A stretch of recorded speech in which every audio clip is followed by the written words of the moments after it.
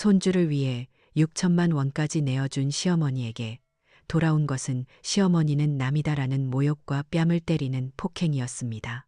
평생을 바친 아들마저 등을 돌린 절망 속에서 70세 어머니는 어떤 마지막 선택을 내렸을까요? 그녀의 이야기를 끝까지 지켜봐 주세요. 제 나이 70, 남편 먼저 보내고 수원 화서시장 근처에서 작은 오피스텔 하나 관리하며 사는 게 제 삶의 전부였어요. 남편이 평생 땀 흘려 남겨준 이 건물을 반질반질하게 닦고 세입자들 불편하지 않게 돌보는 게 제 마지막 소임이라 생각하며 살았죠. 매일 아침 옥상에 올라가 화초에 물을 주고 복도를 쓸고 닦다 보면 하루가 금방 갔어요. 젊은 세입자들이 사장님, 안녕하세요 하고 씩씩하게 인사하면 그게 또 그렇게 예뻐 보일 수가 없었고요. 그렇게 조용하고 평온한 나날이었어요. 큰 욕심도 더 바랄 것도 없다고 생각했죠. 딱 한 가지, 아들 상우 녀석만 빼고요. IT 회사 다닌다고 늘 바쁜 우리 아들, 그리고 며느리 지수. 결혼한 지 4년이 넘도록 아이 소식이 없어서 그게 늘 마음에 걸렸어요. 애들이라고 왜 노력을 안 했겠어요. 좋다는 병원은 다 찾아다니고 몸에 좋다는 약은 얼마나 먹었는지 몰라요. 가끔 집에 들를 때마다 지수 얼굴이 어두워지는 걸 보면 제 마음이 다 내려앉는 것 같았죠.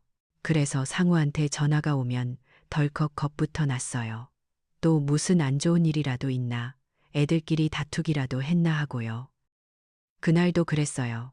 점심 먹고 꾸벅꾸벅 졸고 있는데 상우한테 전화가 온 거예요.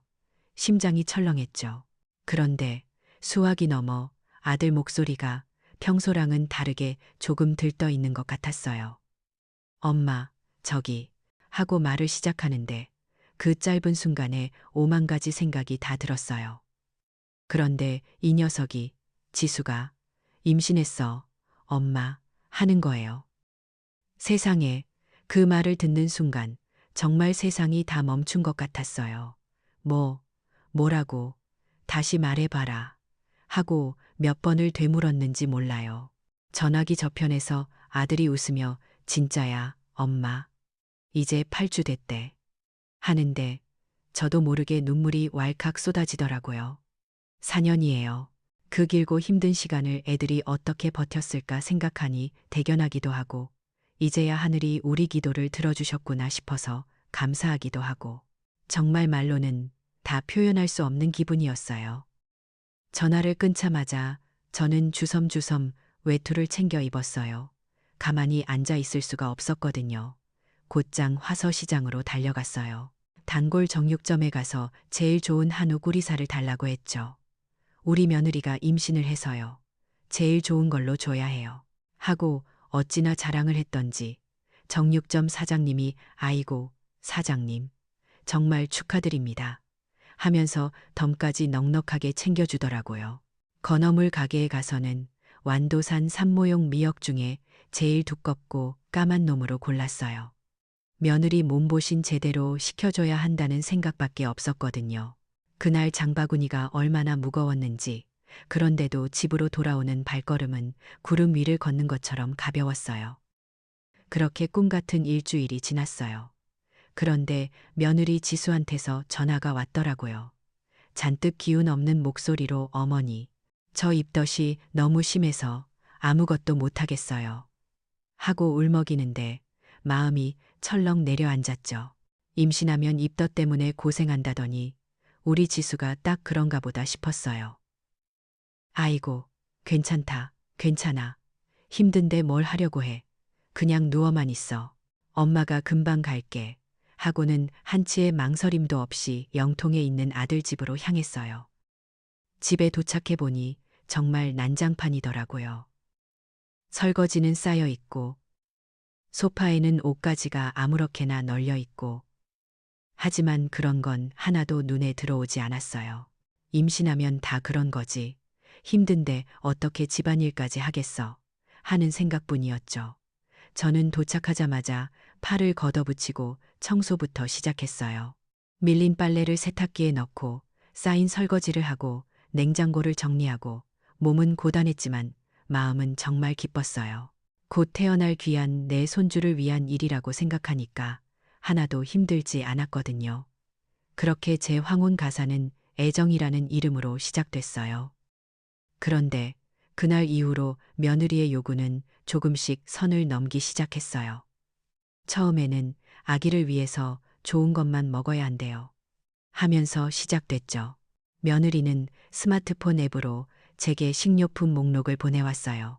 저는 아직도 현금으로 장보고 낡은 가계부에 손으로 쓰는 게 편한데 작은 화면에 빼곡한 글씨를 보려니 눈이 다 침침하더라고요. 목록에 있는 것들은 또 어찌나 비싼지 유기농 채소, 무항생제 고기, 노르웨이산 연어, 호주산 아보카도, 전부 백화점 수입 코너에나 가야 살 수 있는 것들이었어요. 가끔은 백화점의 그 번쩍이는 조명 아래서 가격표를 보고 망설일 때도 있었어요. 제 낡은 가계부에 적히는 숫자들이 점점 감당하기 힘들어졌거든요. 하지만 그때마다 아니야, 내 손주가 먹는 건데 세상에서 제일 좋은 것만 먹여야지 하고 스스로를 다독였어요. 그 아이를 위해서라면 이 정도는 아무것도 아니라고 그렇게 제 자신을 설득했죠. 지금 와서 생각해보면 모든 균열은 바로 그 지점에서 제 사랑과 희생을 당연하게 여기기 시작한 그 순간부터 시작되고 있었던 거예요. 처음엔 그저 손주를 위하는 마음 하나뿐이었어요. 애 아빠 없이 상우 하나 키울 때도 내 입에 들어가는 건 아까워도 자식 입에 들어가는 건 아깝다는 생각을 해본 적이 없었거든요. 하물며 그 귀한 손주인데 오죽했겠어요. 백화점 수입 코너에서 장을 보는 날이 늘어갈수록 가계부의 적자는 커져만 갔지만 저는 애써 외면했어요. 이건 비용이 아니라 내리사랑이라고, 우리 강아지를 위한 투자라고요. 그런데 사람의 욕심이라는 게 참 무섭더라고요. 며느리 지수의 요구는 거기서 그치지 않았어요. 어느 날부터인가 지수는 제게 스마트폰으로 사진들을 툭툭 보내오기 시작했어요. 임산부들이 모이는 인터넷 카페나 SNS에 올라온 사진들이었죠. 어머니, 오후 엄마는 시어머니가 매주 금요일마다 백화점에서 유기농 과일 세트를 집으로 보내주신대요. 하는 글과 함께 보기에도 탐스러운 과일 바구니 사진이 첨부되어 있었어요. 또 다른 날에는 XX 엄마는 시어머님이 아기 낳기 전에 좋은 거 많이 보고 다니라고 유모차를 미리 사주셨다는데 이게 요즘 제일 좋은 거래요. 하면서 수백만 원짜리 유모차 사진을 보내왔고요. 그럴 때마다 제 마음 한구석이 서늘하게 식는 것 같았어요. 이건 단순히 뭔가를 사달라는 요구가 아니었거든요. 다른 시어머니들은 이만큼 하는데 어머니는 왜 못해주세요? 하는 보이지 않는 압박이었어요. 제가 마치 시대에 뒤떨어지고 며느리에게 충분히 잘해주지 못하는 부족한 시어머니가 된 것 같은 기분이 들게 만들었죠. 제 평생의 가치관이었던 정성과 마음이 이제는 돈으로 환산되는 물질 앞에서 자꾸만 작아지는 것 같았어요. 그러다 결국 터질 게 터지고야 말았어요. 그날은 유난히 날이 덥고 꿉꿉한 여름날이었어요. 지수가 전화해서는 입맛이 없어 아무것도 못 먹겠다고 시원하고 상큼한 게 먹고 싶다고 하더라고요. 그 말을 들으니 안쓰러운 마음에 가만히 있을 수가 있어야죠. 그래, 이럴 때일수록 어른인 내가 더 챙겨야지 하는 생각에 새벽같이 일어나 찬거리를 준비했어요. 여름에 입덧하는 산모에게는 시원한 미역 냉국만 한 게 없거든요. 제가 직접 담근 오이소박이도 상큼하게 잘 익었겠다 싶었고요. 상우 어릴 때 더위 먹었을 때 해주면 밥 한 그릇을 뚝딱 비우곤 했던 제 나름의 비법이 담긴 음식들이었어요. 저는 뜨거운 불 앞에서 땀을 뻘뻘 흘리면서도 이걸 먹고 기운 차릴 며느리와 손주 생각에 절로 미소가 지어졌어요. 보온병에는 냉국을, 반찬통에는 오이소박이를 정성껏 담아 영통으로 향했죠. 그런데 현관문을 열고 들어서는 저를 본 며느리의 표정이 이상했어요. 제가 부엌 식탁에 음식을 꺼내놓자 지수는 미간을 찌푸리며 다가왔어요. 그리고는 반찬통 뚜껑을 열어 냄새를 한번 맡더니 비려서 못 먹겠어요. 속이 울렁거려요. 하는 거예요. 그러고는 정말 눈 깜짝할 사이에 제 눈앞에서 제가 만들어 온 미역 냉국과 오이 소박이를 전부 싱크대에 쏟아버렸어요.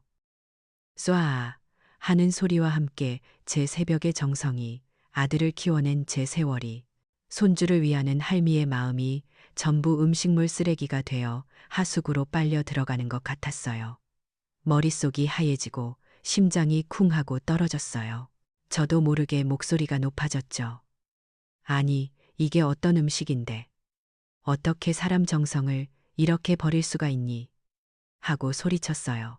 그러자 지수는 기다렸다는 듯이 와락 눈물을 터뜨리며 거실로 달려가 소파에 쓰러져 엉엉 울기 시작했어요. 마침 퇴근하고 돌아온 아들 상우가 그 광경을 본 거예요. 며느리는 울면서 어머니가 저 때문에 고생하신 건 알지만 제가 냄새 때문에 정말 못 먹겠다고 했는데 소리를 지르셔서 아기가 놀란 것 같아요. 라며 말을 잇지 못했어요. 저는 너무 기가 막혀서 자초지종을 설명하려고 했지만 아들은 제 말은 들으려고도 하지 않았어요. 우는 아내를 감싸 안으며 저를 돌아보는데 그 눈빛이 어찌나 차갑던지. 엄마, 임신하면 호르몬 때문에 예민한 거 몰라? 그냥 좀 맞춰주면 안 돼? 지수 힘든 거 안 보여. 하는데, 그 순간 정말 깨달았어요. 제 아들은 이제 더 이상 제 아들이 아니구나. 저 여자의 남편일 뿐이구나. 저는 제 평생을 바쳐 키운 아들에게서 완전한 타인의 모습을 봤어요. 더 이상 할 말이 없어서 그냥 돌아서서 집으로 왔어요. 그날 이후 지수는 더욱 대담해졌어요. 제게 더 이상 미안해하지도 눈치를 보지도 않았죠. 며칠 뒤 제 스마트폰으로 카카오톡 선물하기 메시지가 하나 도착했어요. 수원 광교에 있는 갤러리아 백화점 명품관 로고가 선명한 400만 원짜리 가방이었어요. 그리고 그 아래에는 이런 글이 적혀 있었죠. 어머니, 태교에는 스트레스가 제일 안 좋대요. 마음 편한 게 최고래요. 이건 부탁이 아니라 협박이었어요. 내 기분을 상하게 하면 그 스트레스는 고스란히 당신 손주에게 갈 거다 하는 무언의 협박이요. 그날 밤 저는 억울함과 배신감에 한숨도 잘 수가 없었어요. 하지만 어쩌겠어요. 제 손주가 뱃속에 있는데 저는 결국 뜬 눈으로 밤을 새우고 아침이 되자마자 떨리는 손으로 결제하기 버튼을 누르고 말았어요. 제 무력감의 무게만큼 통장 잔고가 가벼워졌죠. 400만 원짜리 명품 가방 값을 치르고 난 뒤 며칠 동안은 제정신이 아니었어요. 아들 집에 가서 묵묵히 청소를 하고 반찬을 하면서도 머릿속은 텅 빈 것 같았죠. 아들은 저를 애써 외면했고 며느리는 마치 아무 일도 없었다는 듯이 행동했어요. 그 무거운 침묵 속에서 저는 깨달았어요. 이제 이 집에서 내 자리는 없구나. 나는 그저 돈 나오는 기계, 말없이 일해주는 가정부일 뿐이구나. 희망이랄 게 완전히 사라진 것 같았죠. 그런데 이상하게도 그 사건 이후 며느리는 제게 부쩍 살갑게 굴기 시작했어요. 임신 5개월 차에 접어들던 어느 날이었을 거예요. 지수가 제 손을 꼭 잡고 소파에 앉히더니 환하게 웃으며 스마트폰 화면을 보여주더라고요. 화면 속에는 그림엽서에서나 볼 법한 풍경이 펼쳐져 있었어요. 눈 덮인 새하얀 산, 푸른 초원, 예쁜 집들, 스위스라고 하더군요. 지수는 목소리를 한껏 높여 이런 아름다운 풍경을 보면 뱃속 아기 지능이 높아지는 태교 여행이라는 게 요즘 유행이라고 설명했어요.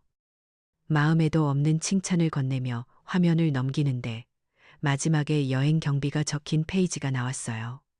6,000만 원, 제 눈을 의심했어요. 제가 이 오피스텔에서 1년 내내 월세를 받아야 겨우 만져볼 수 있는 돈이었어요. 제 노후 자금이고 마지막 남은 보루 같은 돈이었죠. 제가 너무 놀라 아무 말도 못하고 있자 지수가 제 표정을 살피며 조심스럽게 입을 열었어요. 어머니, 사실은 제가 어머니도 함께 모시고 가고 싶어서요. 그 말을 듣는 순간 얼어붙었던 제 심장이 다시 뛰는 것 같았어요. 저희가 언제 이렇게 셋이서 오붓하게 여행을 가보겠어요.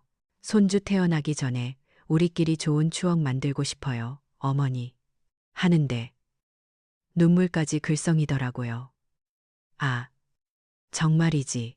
그 순간 저는 지난 모든 상처와 모욕을 다 잊어버렸어요. 이 아이가 드디어 마음을 열었구나. 나를 진짜 가족으로, 어머니로 생각하기 시작했구나.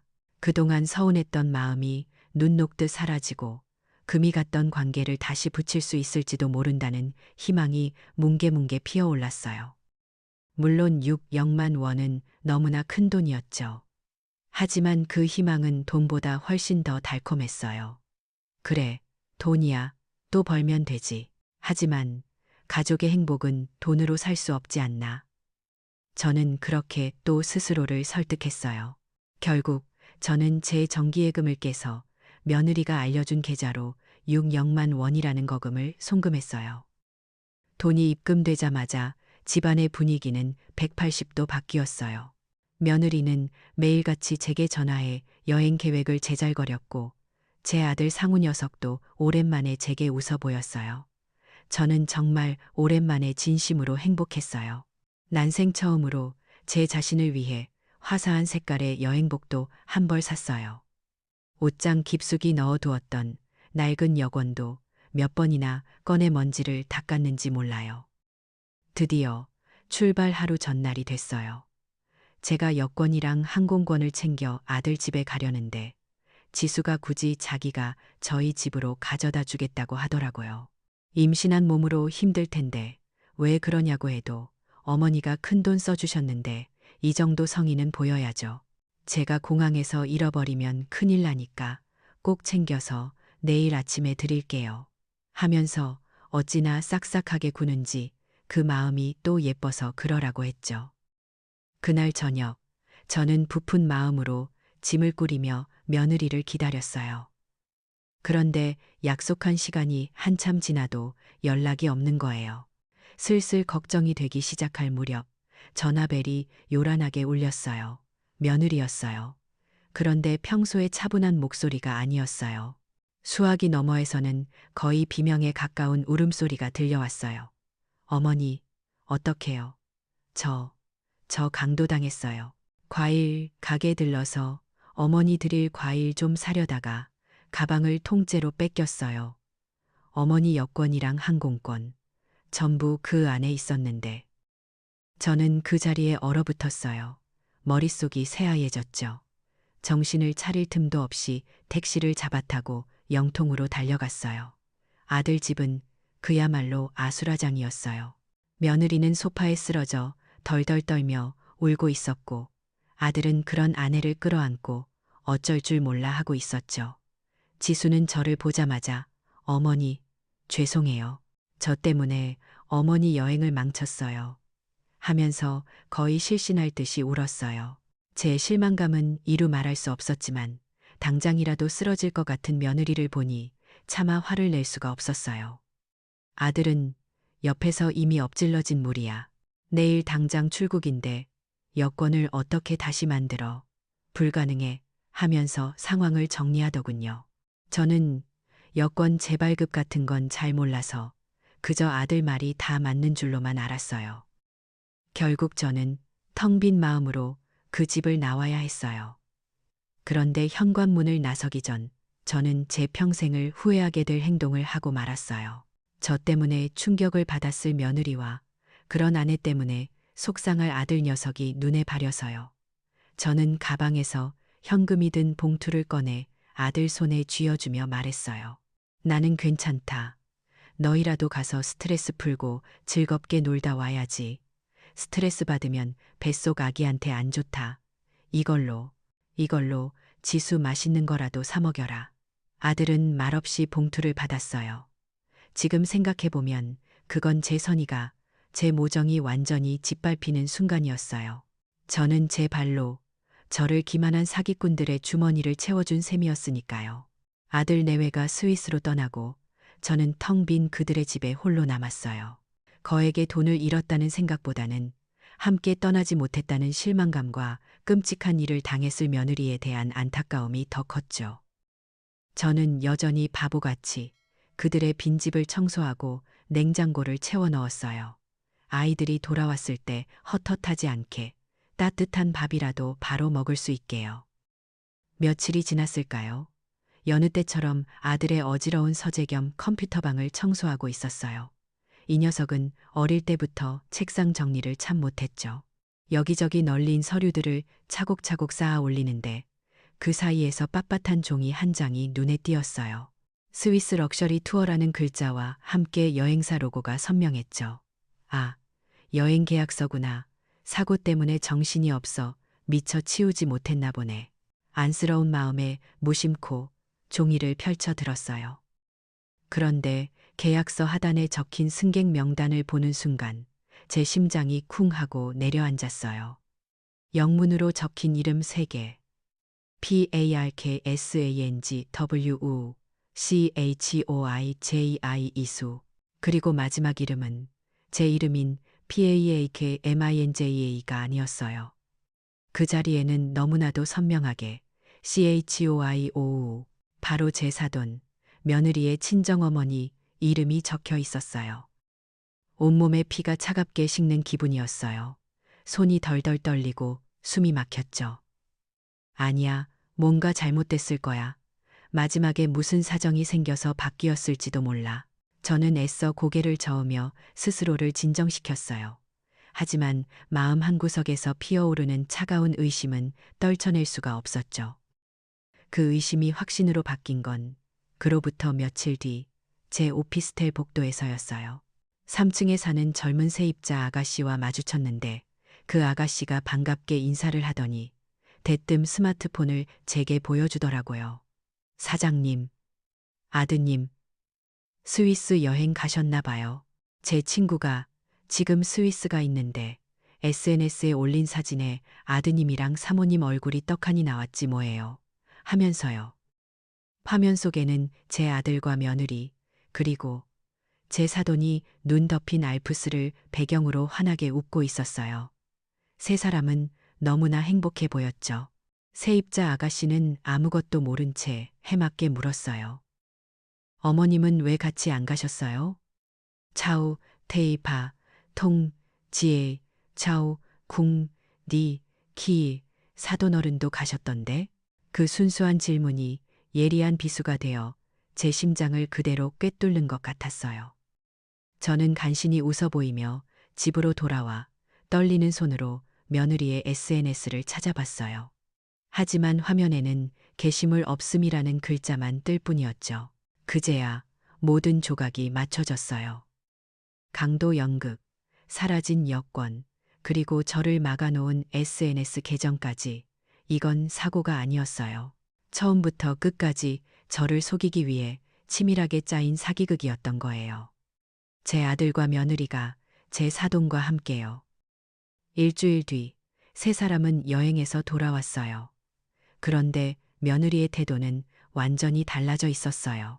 예전의 가식적인 살가움은 온데간데 없고 이제는 노골적으로 저를 하녀 부리듯 했죠. 어머니, 오늘 청소는 다 끝났어요? 반찬 뭐 해놓으셨어요? 그 목소리에는 어떠한 존중도 담겨 있지 않았어요. 저는 며칠을 더 묵묵히 참았어요. 분노로 들끓는 속을 사기며 때를 기다렸죠. 그리고 그날 저녁 식사를 하는 며느리 앞에서 저는 가방에서 조용히 그 여행 계약서를 꺼내 식탁 위에 올려놓았어요. 고함 대신 침묵으로 묻고 싶었어요. 최소한의 양심이 있다면 사과 한마디는 할 줄 알았죠. 하지만 제 기대는 산산조각이 났어요. 계약서를 본 며느리는 얼굴색 하나 변하지 않고 소리부터 지르더군요.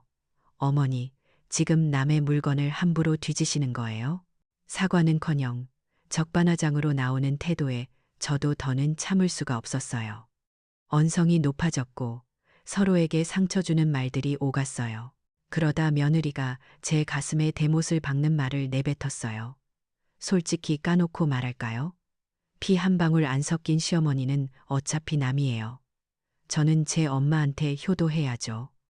그 말을 듣는 순간 제 머릿속에 무언가가 툭 하고 끊어져 버렸어요. 평생을 아들 하나 보고 살아온 제 인생이, 제 헌신이 전부 부정당하는 기분이었죠. 저도 모르게 울분이 터져 나왔어요. 뭐, 이 버르장머리 없는 것. 임신은 너만 해봤냐? 어디서 어른한테 유난이야, 유난히. 바로 그 순간이었어요. 제 말이 채 끝나기도 전에 의자에서 벌떡 일어난 며느리의 손이 허공을 가르며 날아왔어요. 짝! 귀가 먹먹해지는 파열음과 함께 제 왼쪽 뺨에 불이 나는 듯한 통증이 번졌어요. 세상의 모든 소리가 사라지고 시간이 멈춘 것 같았어요. 저는 그저 제 뺨을 때린 며느리의 증오에 찬 얼굴을 멍하니 바라볼 뿐이었죠. 아, 모든 것이, 정말 모든 것이 끝났구나. 뺨을 맞은 순간 세상의 모든 소리가 멎었어요. 귓가에서는 윙 하는 소리만 울리고 눈앞은 캄캄했죠. 제 평생 누군가에게 손찌검을 당해본 건 처음이었어요. 그것도 제 며느리에게, 제 아들의 아내에게요. 저는 잠시 숨 쉬는 것조차 잊은 채 증오로 일그러진 며느리의 얼굴을 멍하니 바라봤어요. 그 순간 제 머릿속에 있던 마지막 희망, 마지막 미련의 끈이 툭 하고 끊어져 버렸어요. 정신을 차린 제가 가장 먼저 한 일은 거의 본능적으로 스마트폰을 꺼내 아들 상우에게 전화를 건 것이었어요. 마지막이었죠. 내 아들이라면, 그래도 내 아들이라면 와서 이 상황을 바로 잡아줄 거라는 어리석은 믿음의 마지막 조각이었어요.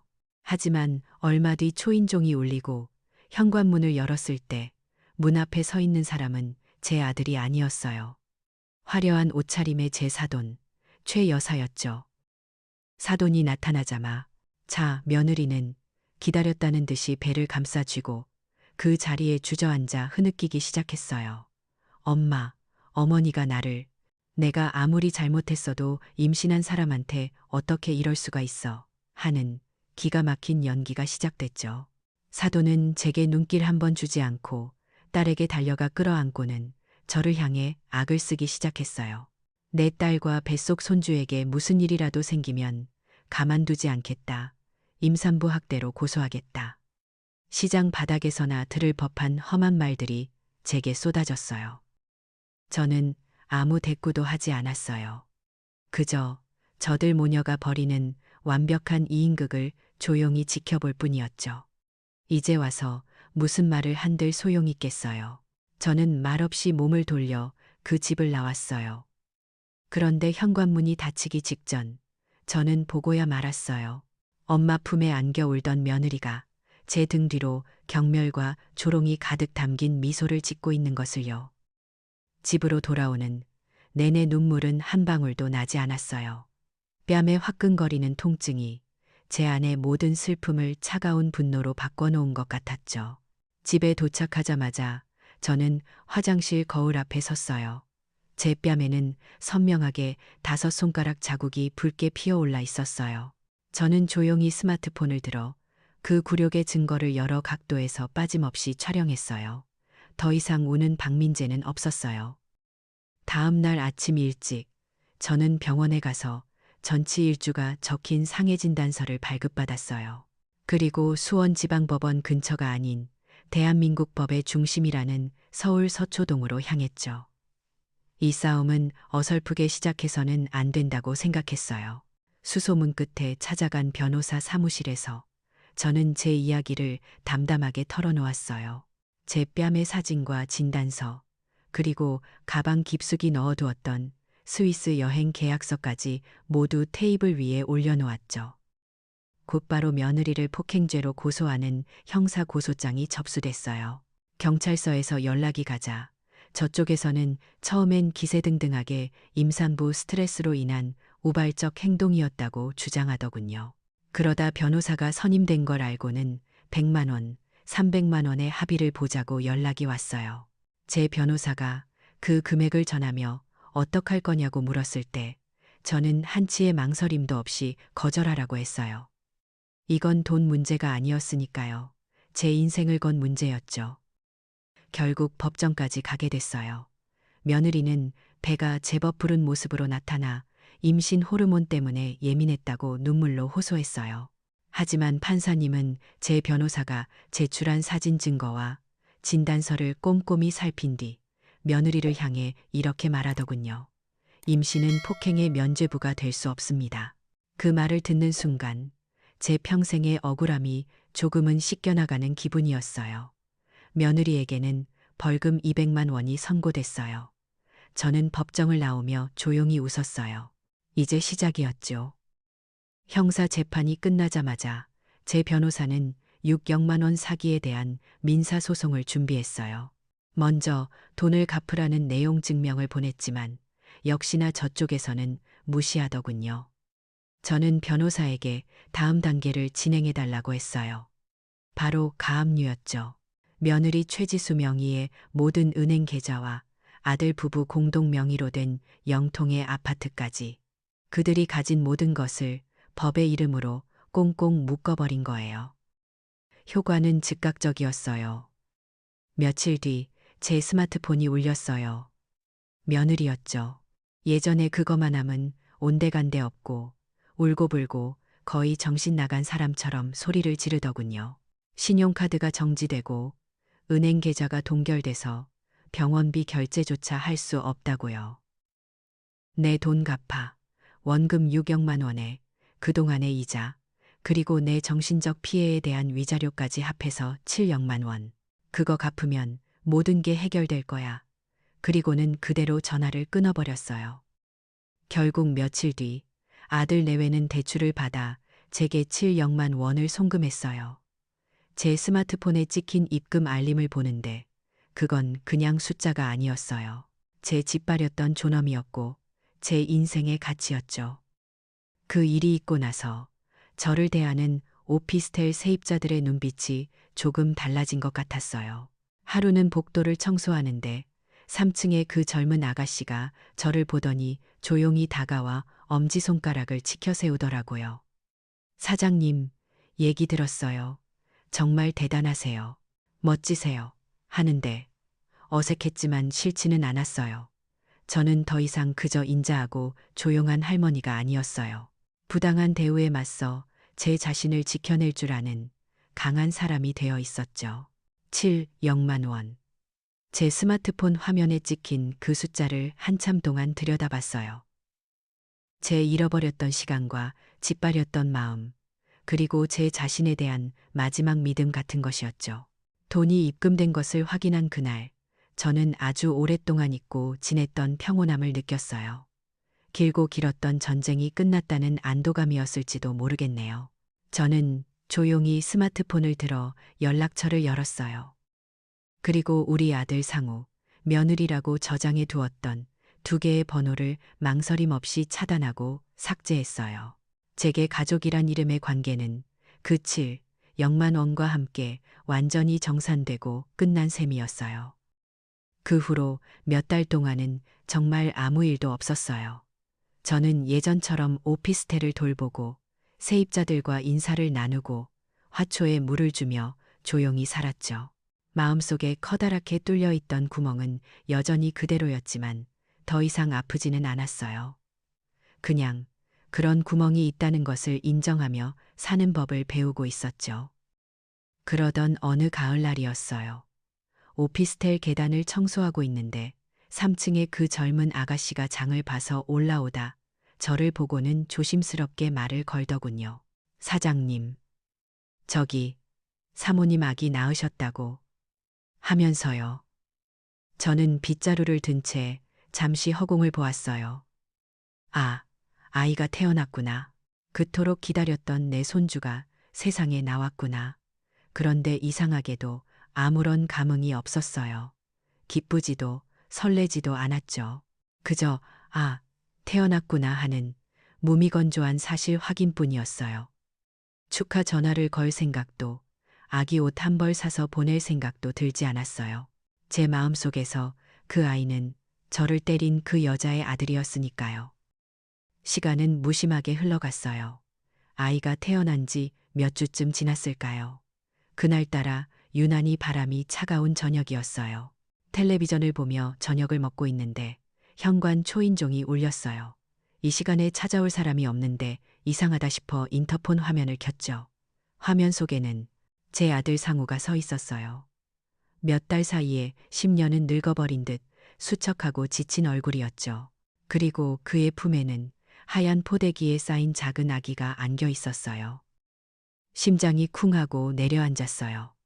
문을 열어주어야 하나, 모른 척해야 하나, 수만 가지 생각이 스쳐 지나갔어요. 저는 결국 현관으로 다가가 쇠사슬 현관 걸쇠를 건 채로 문을 아주 조금만 열었어요. 아들은 차마 제 눈을 마주치지 못하고 고개를 푹 숙인 채 거의 기어들어가는 목소리로 말했어요. 어머니, 저희가 죽을 죄를 지었습니다. 용서해달라고 온 거 아닙니다. 그냥 이 아이는 어머니 손주입니다. 아이는 아무 죄가 없으니 얼굴 한 번만. 저는 오랫동안 아무 말도 하지 않았어요. 문틈으로 보이는 아들의 지친 얼굴과 그 품에 안겨 세상 모르고 잠든 작은 생명을 번갈아 보았죠. 제가 그토록 보고 싶어 했던 내 손주. 하지만 동시에 저에게 지울 수 없는 상처를 준 그들의 무기이자 방패였던 아이. 제 가슴 속에서 무언가 뜨거운 것이 울컥 치밀어 올랐지만 저는 애써 그것을 눌렀어요. 긴 침묵 끝에 제 입에서 나온 말은 저 자신도 놀랄 만큼 차갑고 단단했어요. 목소리에는 어떤 감정도 실려 있지 않았죠. 아기, 이리 내놔. 그리고 너는 가. 아들은 놀란 듯 저를 쳐다봤지만 이내 모든 것을 체념한 표정으로 좁은 문틈으로 아기를 조심스럽게 건넸어요. 저는 아기를 받아 안고 그대로 현관문을 닫고 걸어 잠갔어요. 그날 이후 우리 사이에는 기묘하고 슬픈 규칙이 하나 생겼어요. 일주일에 2번 아들은 아기 바구니를 제 현관 문 앞에 조용히 놓고 초인종을 눌렀어요. 그러면 저는 CCTV로 아들이 멀찍이 자신의 차로 돌아가 기다리는 것을 확인하고 아기를 집 안으로 들였죠. 몇 시간 동안 저는 세상에서 가장 행복한 할머니가 되었어요. 아기에게 젖병을 물리고 기저귀를 갈아주고 제 품에 안고 자장가를 불러주었죠. 그 시간 동안 아기는 오롯이 제 손주였고 저는 그 아이에게 제 모든 사랑을 쏟아부었어요. 그리고 약속된 시간이 되면 저는 잠든 아기를 다시 바구니에 눕혀 문 앞에 내놓았어요. 그러면 아들은 다가와 말없이 아기를 데리고 사라졌죠. 우리 모자 사이에는 어떤 대화도 눈 맞춤도 없었어요. 그저 침묵 속에서 아이만이 오고 갈 뿐이었죠. 오늘도 그렇게 아이를 보내고 저는 거실 창가에 서서 멀어지는 아들의 차를 바라봤어요. 저는 아들을 잃었어요. 하지만 제 손주를 얻었죠. 그리고 무엇보다 중요한 것은 저는 제 자신을, 제 존엄을 지켜냈다는 사실이에요. 저는 가짜 화목 대신 진짜 존엄을 선택했어요. 그리고 저는 후회하지 않아요. 박민재 할머니의 이야기는 우리에게 진정한 가족의 의미를 다시 생각하게 만들어요. 때로는 무조건적인 용서보다 더 중요한 것이 바로 자기 자신의 존엄을 지키는 일이라는 것을요. 할머니는 아들을 잃었을지 몰라도 결국에는 자기 자신을 되찾았으니까요. 진정한 승리는 바로 그런 게 아닐까요?